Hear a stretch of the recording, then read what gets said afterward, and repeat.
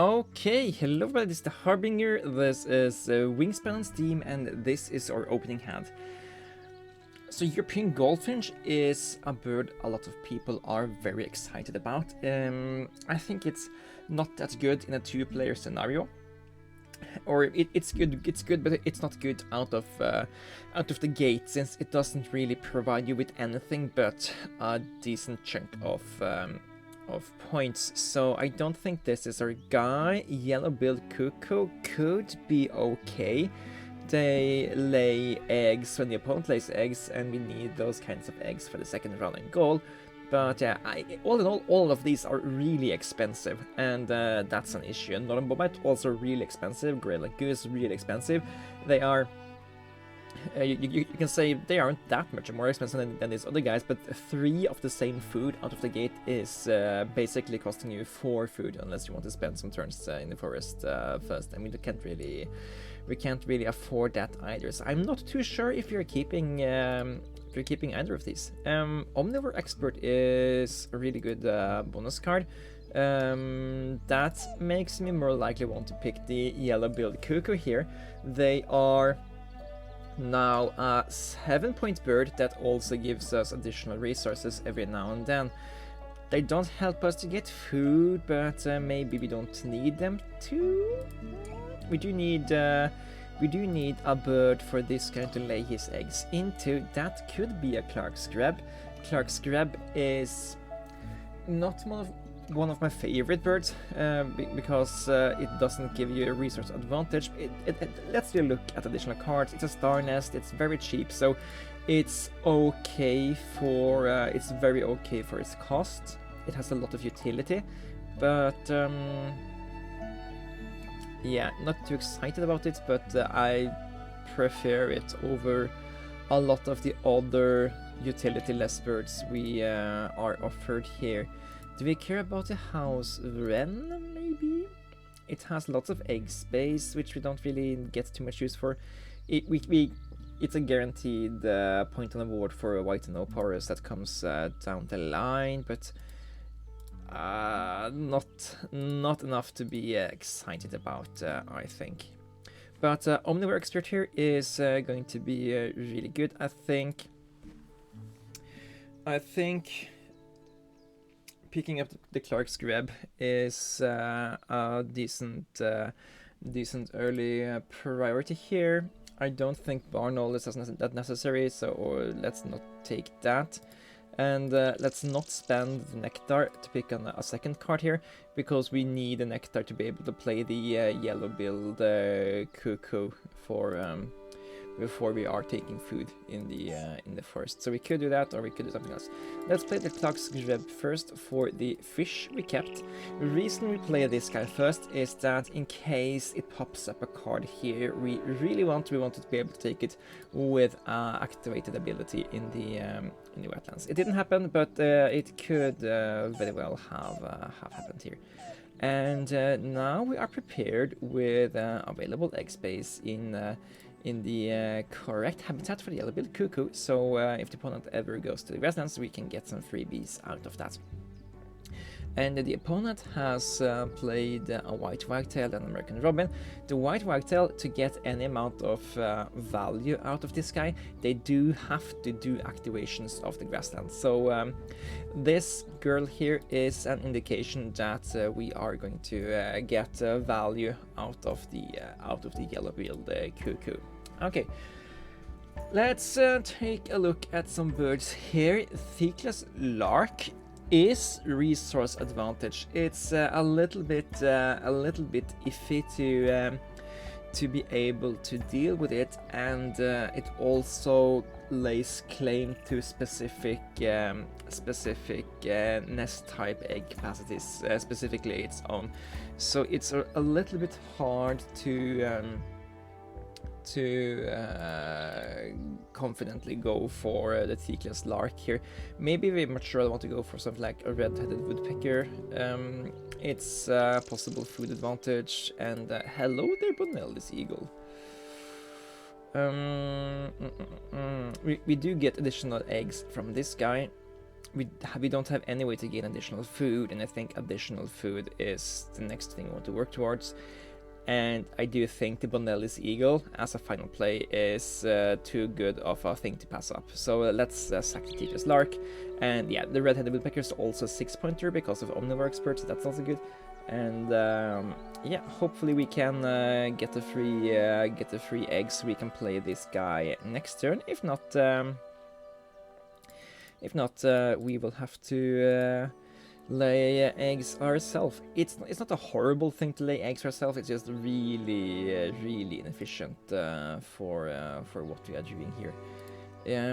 They just laid Australian zebra finch, so I think we can afford to just go here once more. And I'm kind of eager to pick the House of Wren here, just so we have something on the board, something that's away. I mean, we can also use the Bonelli's Eagle. We don't need this guy for the white no powers. Yeah, we don't need this guy. Shipping Sparrow, however, okay, that is huge. Huge, I tell ye. Why is Chipping Sparrow huge? It's because it gives us access to getting cards in the forest if the opponent just gives us the opportunity to take that. I'm going to. We don't need the forester's turn, so yeah, let's discard a card here. Take 2 cards. Take 2 eggs. Put them into the yellow build cuckoo, and then we are gonna spend the yeah, there's the free egg. I knew it was coming. They probably just waited until we laid the eggs ourselves, so they wouldn't give us any amount of advantage here. But yeah, us doing this also means we are getting 1 egg into the wetlands for the rounding goal. So yeah, it's not that horrible. We can play the Red-Headed Woodpecker here. We don't need the eggs just now. Getting access to additional food is probably better than getting access to the eggs before we specifically need them. So let's do this. Utilize this guy to get the grain we need to play the Chipping Sparrow, and of that we are gonna have a great game.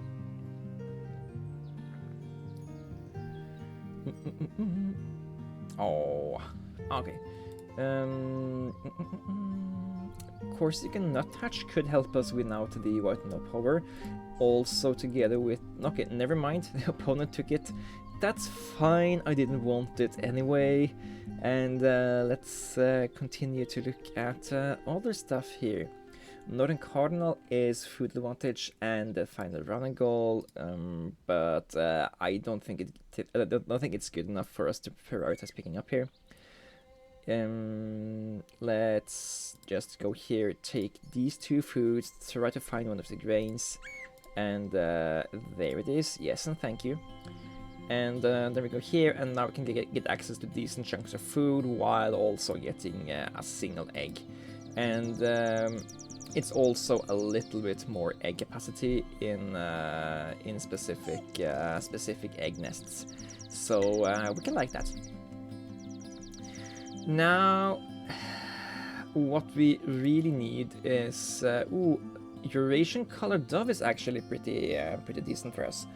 It has the same perks as the cardinal, except that it can help us spend the additional food, and it allows us to go over here and oversaturate on food. So actually, if we take the Eurasian colored dove, then the Northern Cardinal actually becomes a really good bird for us, because every cherry we pick with this guy, we can add use to get stuff in here, and both of them are good for the round and goal. Yeah, I'm gonna take both of these, and there is nothing the opponent can do to stop me.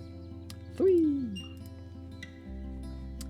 Okay, do you have anything worthwhile in the forest? I mean, cycling a card with a TUI is interesting, but I kinda already like the plans we do have here, so I'm gonna go with that. A thing to actually be a little bit aware of that I might not respect too much is that we don't have we don't have the card draw pool to actually confidently play the Vanilla Seagull for the bonus within the end of the third round.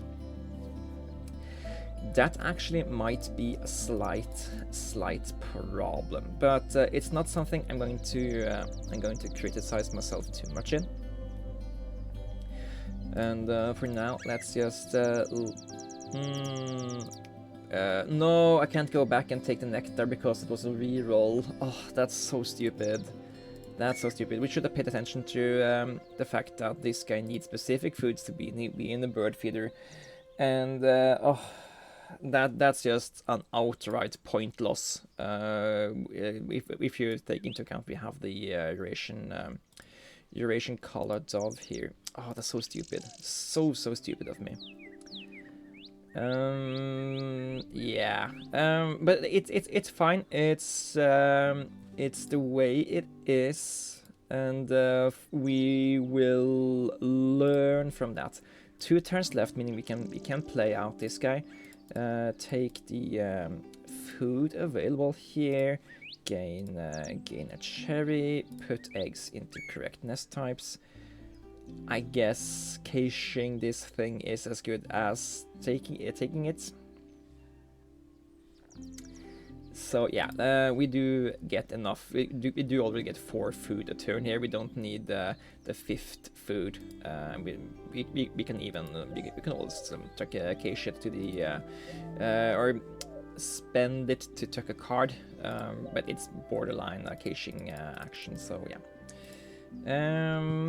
Lots of food invested there. So basically, it's like paying, it's using the end of round to play a bird that's worth. Yeah, I like spending the food to these actions, especially when we have access to tons of food in our action over there.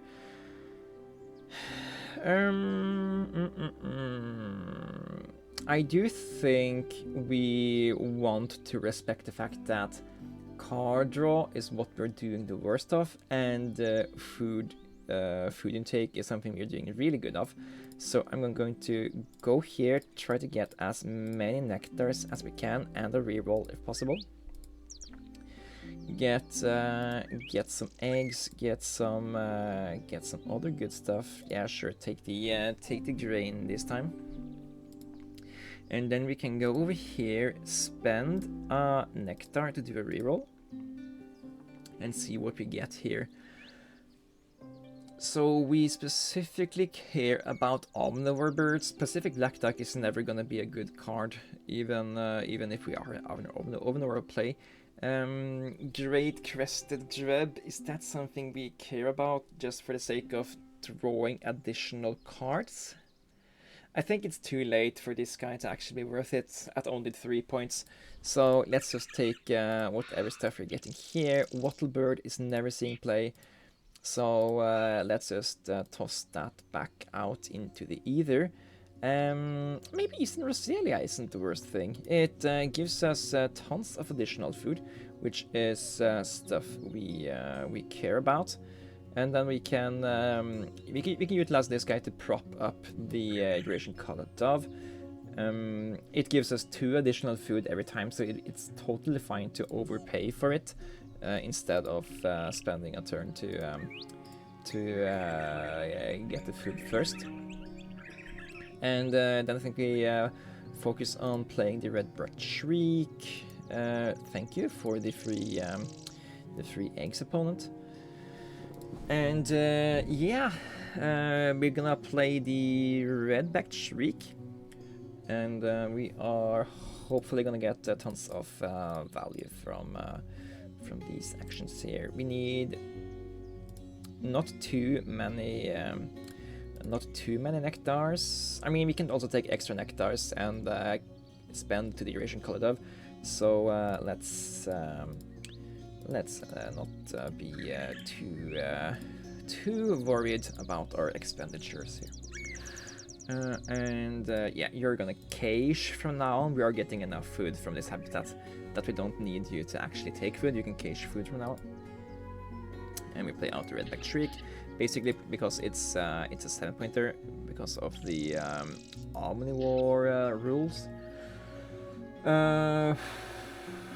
And we have yet to play any birds with the with white and no power thing, which means that we should probably play Bonelli's Eagle for whatever here, just for the 8 points, just so we can get on board for the so they don't win 6 points that easy, and we can tie them up instead.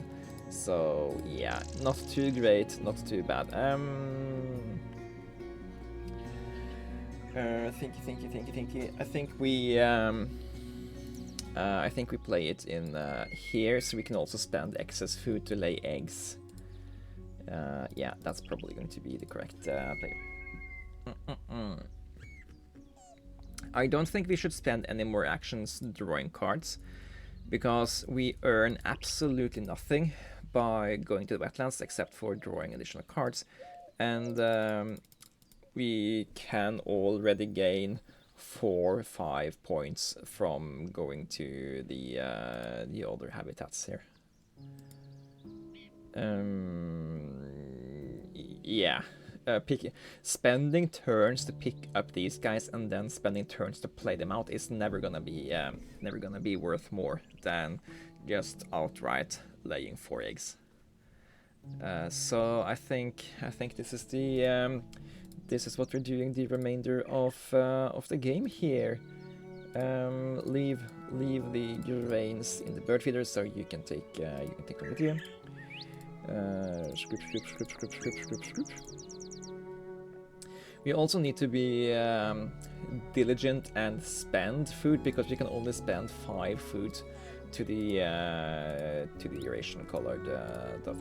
And when we're spending food here, remember to spend the nectar so we can push them into the habitat comparison. And yeah, we are stealing your food to get to take even more points here.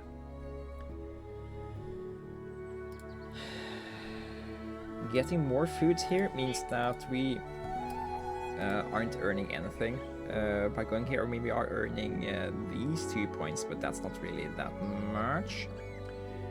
So I mean, we go here once more, and then we go here 2 more times, and that's the end of the game. I do think we're doing that. So let's take the nectar while it is, and let's just let's just guarantee we're getting a grain on that guy while we know it's net rate, because we could have hit that or something else that made sure we got 1 less point from the red-headed woodpecker there. And then we are just laying eggs, and it's not much, but it's honest work, as they say.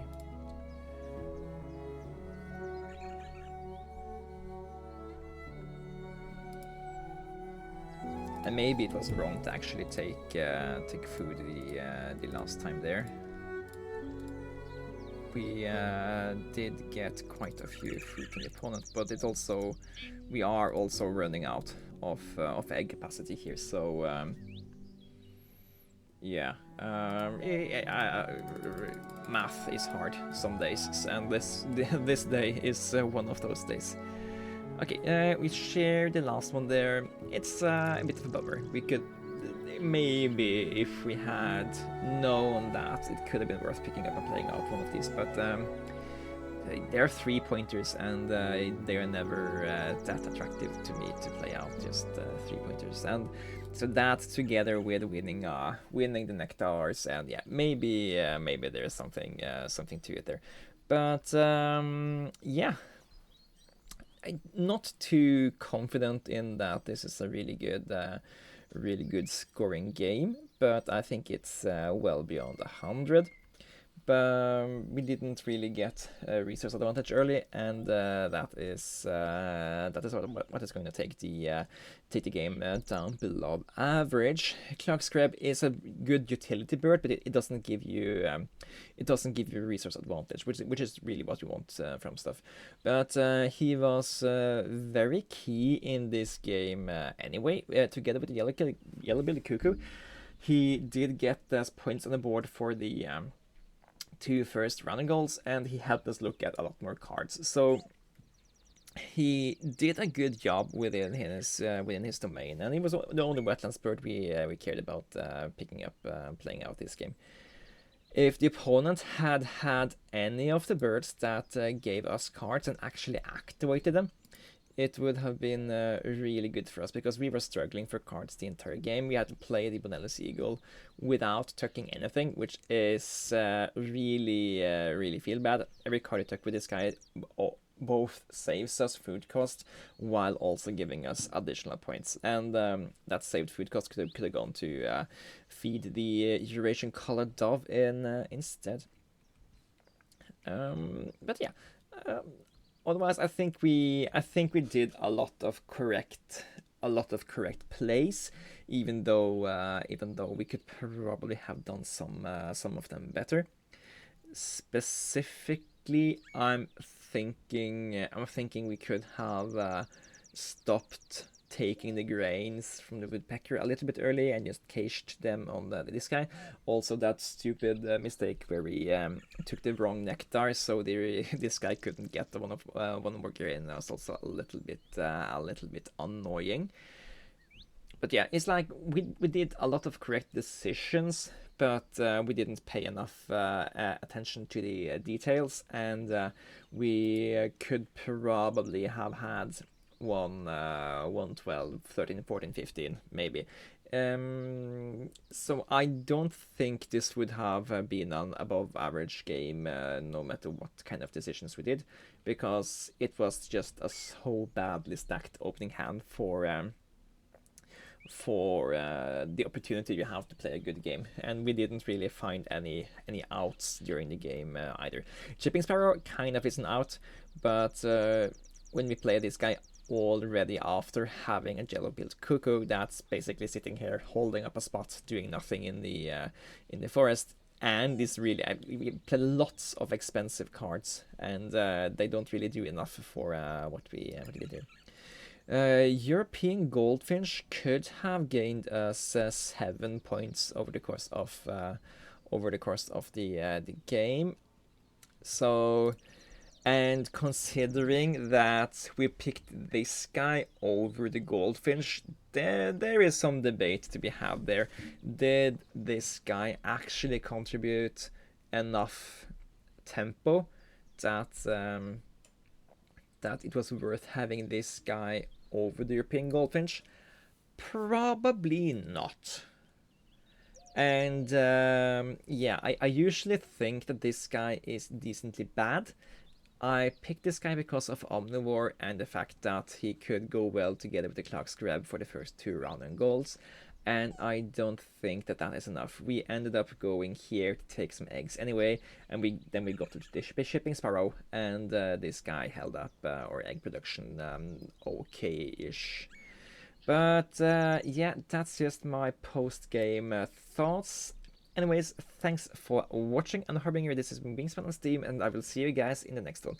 And if you have any comments, I'd love to hear what you think about this game, and yeah, also I encourage you to comment on all the other videos you are watching when you're watching them. Thanks for watching, it's my Harbinger, I'll see you guys in the next one. Take care!